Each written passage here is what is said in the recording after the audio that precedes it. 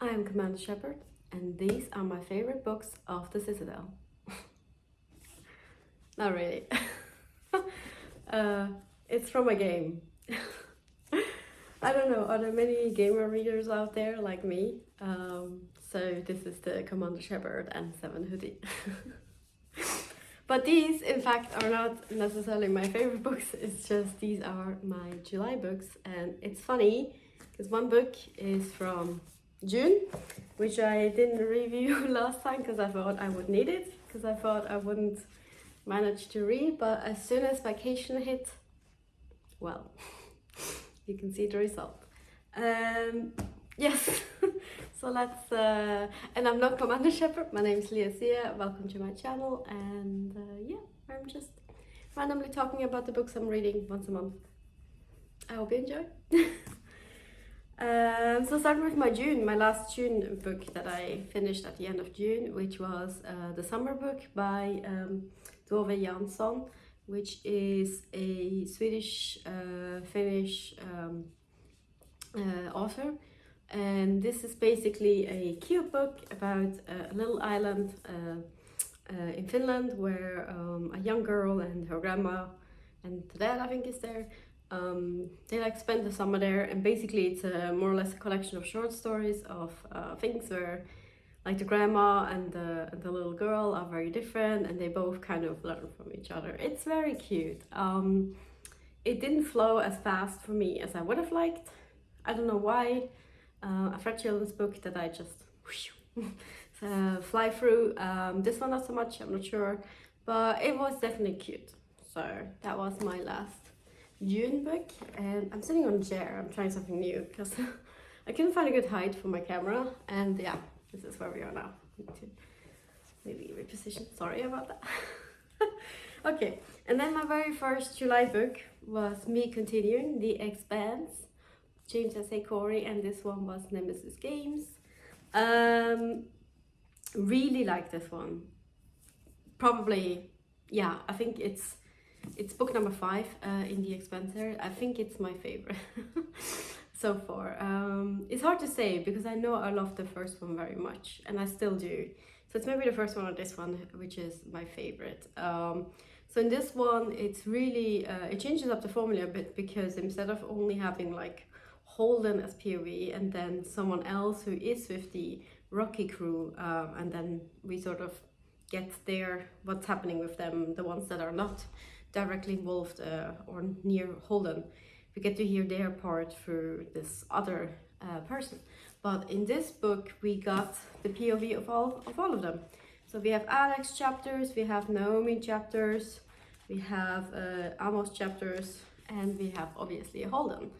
And I really enjoyed that. It was the first time we had like more insights into the rest of the crew. We obviously know Holden very well. I do think we kind of do know the other 3 as well, but obviously being in their POV was something new, something I loved it. And also they're like all following their little, like, it starts off by, well, basically the ship needs to be repaired. Poor ship. Was heavily damaged in the last book and on that other planet, and now it's being repaired, and they're basically having vacation, if you will, or yeah, they're stuck. So, and then everyone gets kind of like their own kind of calling. Amos goes back to Earth because he heard of someone he knows died there. Alex wants to go to Mars to finish off something that he felt like he left open-ended with his ex-wife. And Naomi, she gets a mysterious message, and it's done very well. We don't really know immediately what it is. We just know from her thoughts that she's like, okay, if it's that, I have to go. And then also she talks to Jim in a way that she's like, you're not allowed to ask what it is. Either I leave here being your girlfriend and you don't ask, or I leave here and we are broken up. Like, I won't tell you anyway. Which, yeah, that ultimatum I thought a little bit, was a bit, yeah, I don't know. I mean, I get what she meant and what she wanted to do with it. I just felt she did not want to break up with him, right? And I think it would have been good enough to just say, look, you just have to trust me with this one. I don't think the ultimatum was needed. Anyway, regardless. So she goes off, and obviously she doesn't tell Jim where to. And does she go to Sarah's station? I think it's Sarah's we start. Don't quote me on that one. Where she needs to help someone that's called Philip. And we also started actually this book, the prologue, from a Philip perspective. So we immediately know this is bad news. I don't want to spoil it, obviously. We just know it's bad news. And then basically the rest of the book is sort of like, you could say, split up, but also not, because slowly Jim gets contacted by Monica, who's a reporter we've had in the previous books as well. And she has found out some strange things, and so he starts looking into that. And obviously, because he's kind of bored and everyone else is away, like he gets very excited to have something to do. So he really throws himself into. He also get a lot more Fred Jansson, who's the OPA, the Outer Planets Alliance leader, which is also very cool to have more interactions between him and James without being completely on opposite sides. And then we slowly except for Amos, all of them have like some kind of mystery with Naomi. Like I said, we already know it's bad news. We just hope she can like return as fast as possible. And basically it comes out to that there are some very extremists in the outer planets who have planned very bad shit. And that's them slowly unrolling. And like I said, it just starts to affect all of the 4 storylines, and they basically converge more or less sooner or later, some sooner, some later. And a lot of shit goes down. I don't spoil it, obviously, but holy crap. A lot of terrible shit goes down, and it's very sad. Especially a certain thing, which again, I'm not gonna spoil, which it did really hit, like, even though, yeah, it's obviously very sci-fi, but oh my god, it's like, no, why, poor, those who know, I guess. Yeah, I think that's all I can say without doing any spoilery things. So, but it's, yeah, love this one. I don't really have any gripes. I mean, there's one character that's coming back, which was from book 2 or 3? I'm unsure now, which I heavily disliked in that book. And it looks like they're setting her up for a redemption arc. But for me, I'm just like, I'm kind of over it. I'm like, okay, well, whatever, fine. I don't agree, but fine. But like I said, it bothered me so little because the main focus on our main 4 characters was just wonderful. And I love their little stories. I love to get to know them better, and also being in their head and their thinking, even though that came across pretty well in the other books as well. But yeah, it was a delight. Okay, enough. Expanse number 5, Nemesis Games, loved it, 5 stars. The next book that I read, which direction? This direction is This Perfect Day by Levin.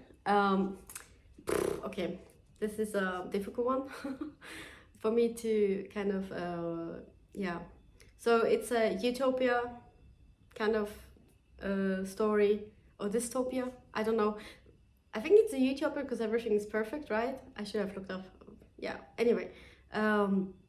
Because we have like this sort of perfect society where everyone's content and kind of happy, and there's no violence, there is no wars, there is no weapons even, I believe, and people are just like thanking Uni, which is a computer, which is sort of like handling everything, and that is basically the sort of the premise. And we have this one, and everyone has like a designated name, and there's only like 10 different names or something in the whole world or society, and they get like the name and then a number, which is their birth year and date, and some other numbers, I believe, and then they're basically known among those, and that's because of the 4 founders, which are, does it say that? I think it says it at the very start. There's a quote.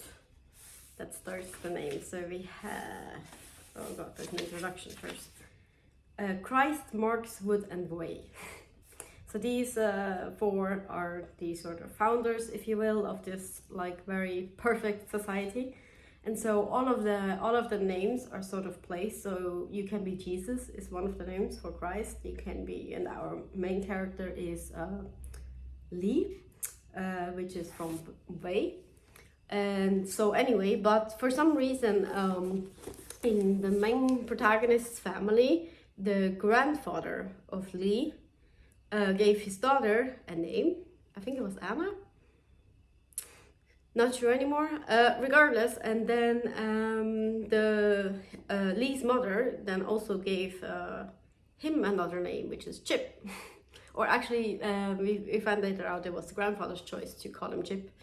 And it was meant to be from the phrase "Chip of the old block," like hoping that he can be like in the old days, because I think this society works like this for maybe 100 years, but not much more. I think it says it in the books, but it's not like forever and forever.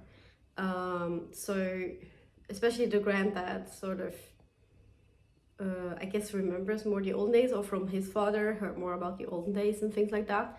And they also learn in like history that the world used to be brutal, there used to be wars, people would kill each other, there was violence and things like that. So they really learn like, oh my god, you don't want to be in that old world. And then we also hear that they get treatments once a month, and the moment you like ask too many questions or you're like unsure about something, oh maybe you need an extra treatment, and then they come back and they're like, oh my god, thank you so much for your help, I feel so much better, thank uni, everything's perfect. And I mean, as a reader, I knew immediately, oh something not great here, they're probably getting drugged and heavily controlled.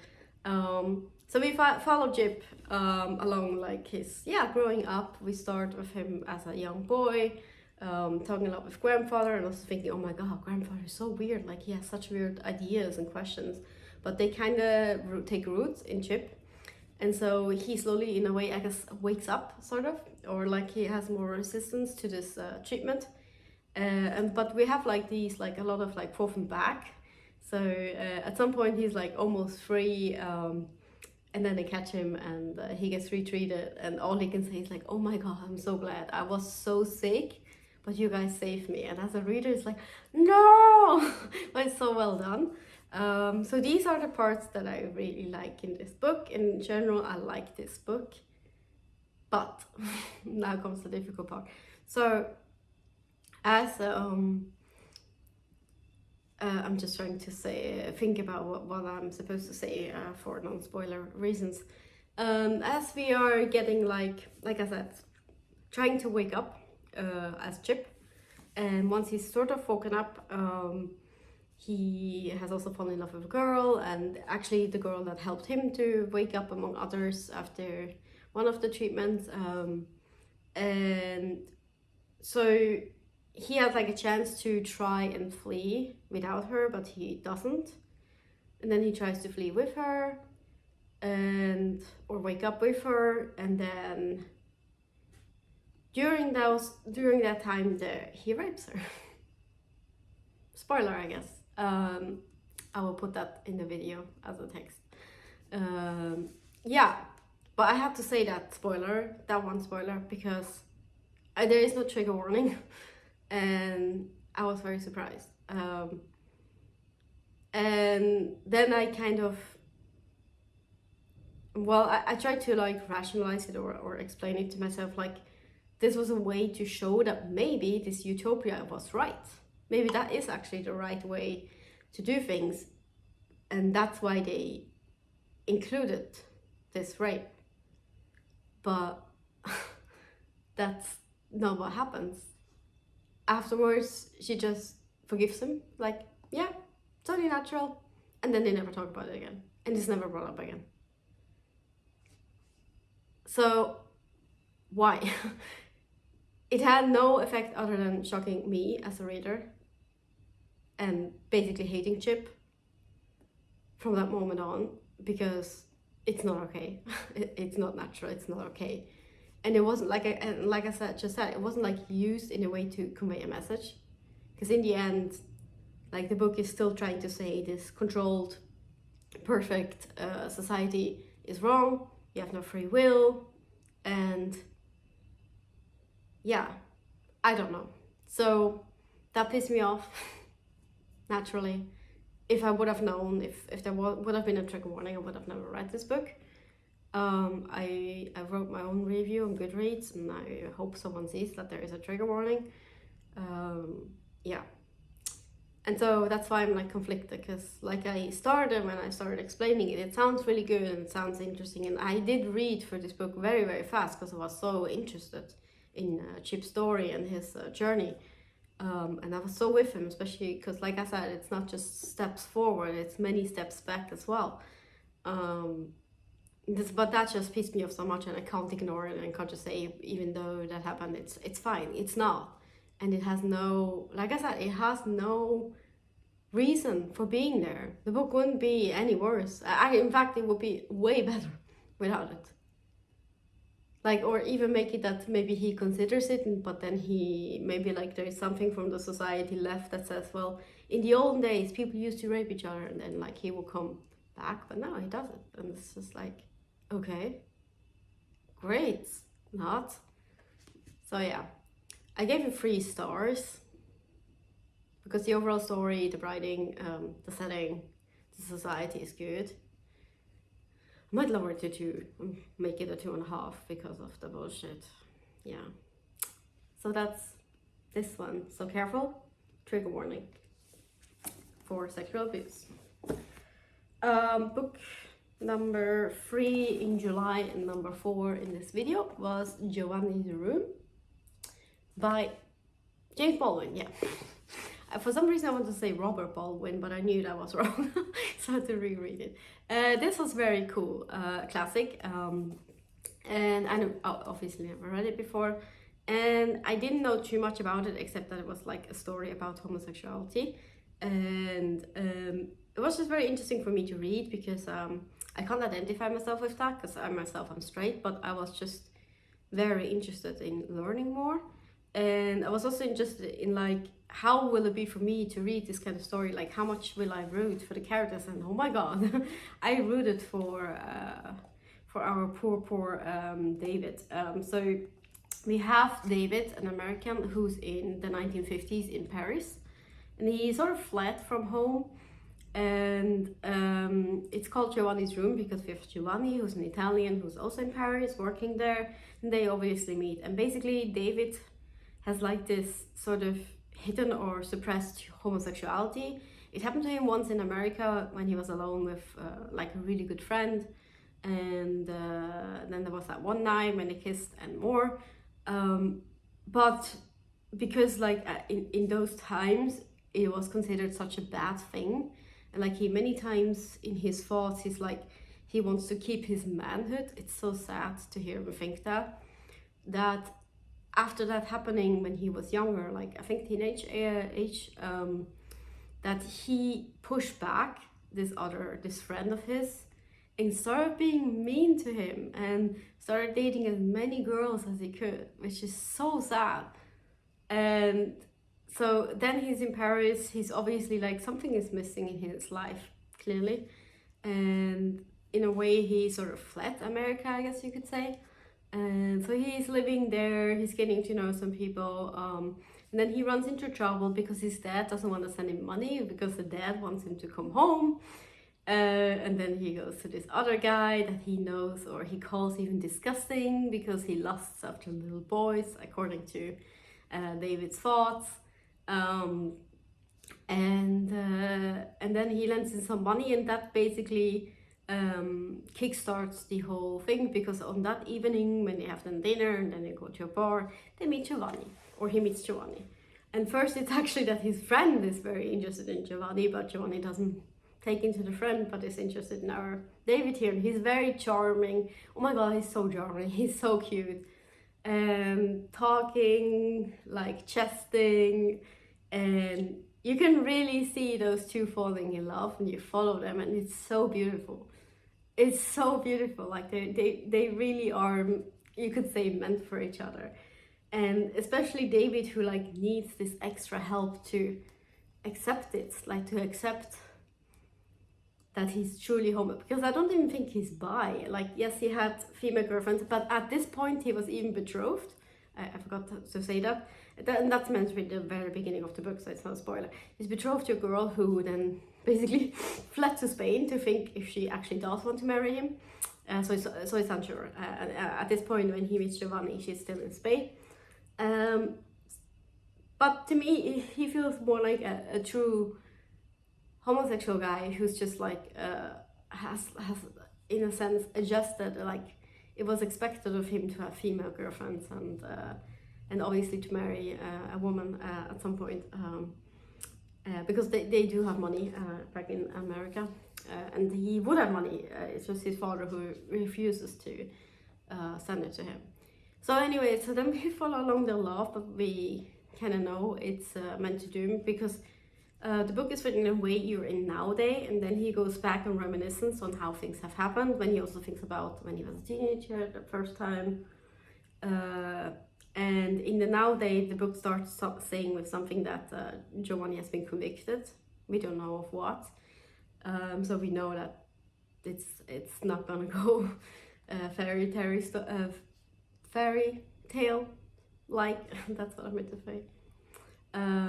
So it's a very, very sad story, but very, very good. And there are these warm, extremely cute, beautiful moments between Giovanni and David, which I really loved. And especially Giovanni, he was so nice. And then things start breaking, and can I say that? It's a spoiler.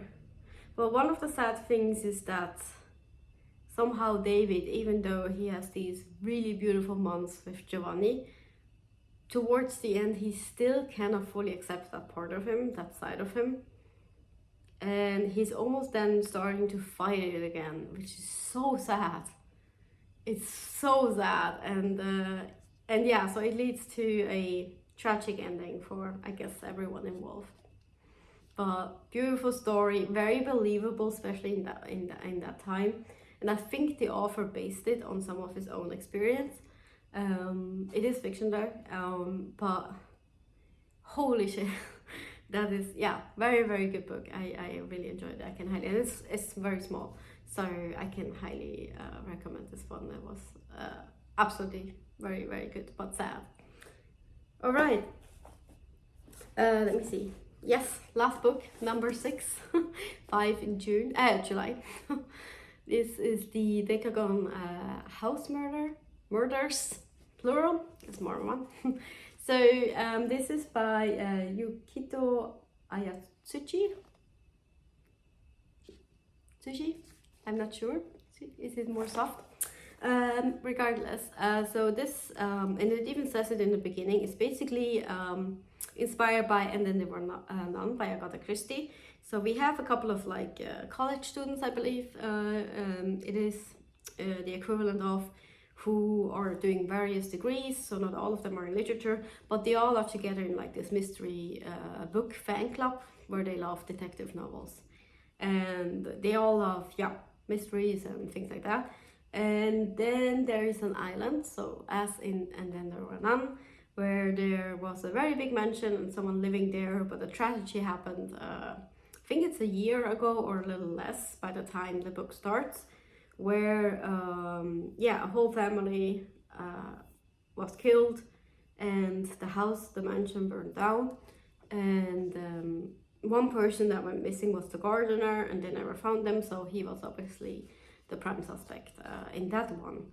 And then this group of friends that are mystery lovers, they have a chance to go to that island because there's a second house, like a guest house or an extra house that is built in a decagon shape. And I had to look that up. It means a 10-sided shape, like the perfect 10 sides. And so they had like the opportunity to go to that island and stay in that house instead. So, and then yeah, it's And Then There Were None, and then people start dying one by one, getting murdered, and you can try to figure it out. And yeah, that's basically the whole premise. It's very obviously hard to say much more without spoiling, One thing I do would like to say is that in the end we get to know what happened, which I think is good to know. So you get all the answers on how things were done if you're interested in that. The language, to me, I don't know what it was. It felt a little bit like a school kid wrote it. And people were talking very unnatural to me. They were like explaining things to each other which no normal human being would say or do or like that, or maybe they would in Japan, I don't know. So it felt slightly fake. Regardless of that fact, it was easy to read the translation, the English here. So maybe lost in translation kind of thing, but that was just the feeling that I had when I read it. So it was kind of, yeah, I felt like a kid wrote this, or a teenager rather, and it wasn't edited. But yeah, I guess we can attribute that to translation issues, or yeah, and a bit unnatural speech. But in the end, I was interested in the mystery. I was interested in trying to figure out who was it. Personally, and I haven't like looked up like guides or anything, I think you have no chance to figure out who it is, which kind of sucks. I did not find any clue besides one single one that is very early on, but that's not really a clue. That's just a tiny thing that you might notice, but that is definitely not saying or screaming, oh, so it's this person. So that kind of disappointed me if you don't have a chance to figure it out yourself, but maybe you do and I just didn't see it. So don't, take that with a grain of salt. So yeah, it wasn't the best of book, but I read it actually really fast because it was so easy to read and it just floated through. And also the one interesting thing about telling this story compared to And Then There Were None, we actually have the people on the island, and then we have also people outside the island that are investigating something that is slightly related and then also related to the tragedy from the previous year, and then things get intertwined. That was very well done, and I think that was one of the things that just kept me reading, because I wanted to see the two things converge and become one whole big kind of solution for it, and it did. It delivered. And like I said, in the end, you do get to figure out and find out everything, which I kind of liked. And also like the end and then twist, the final twist in like the last 2 pages, or actually last 3 sentences or something like that, which was kind of cool. So yeah, I think I gave 3 stars. So that's this one. And that concludes my July video, including 1 June book.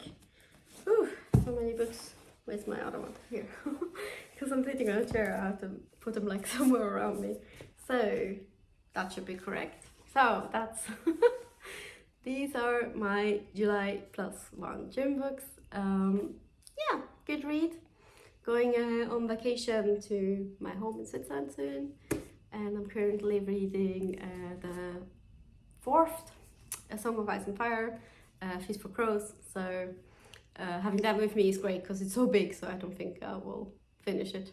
Worst case, I can buy a new book. So yeah, hope you have a lovely summer. hope you had some time to read, also vacation, relax, chill, and yeah, that's it from me. Have a lovely day. See ya.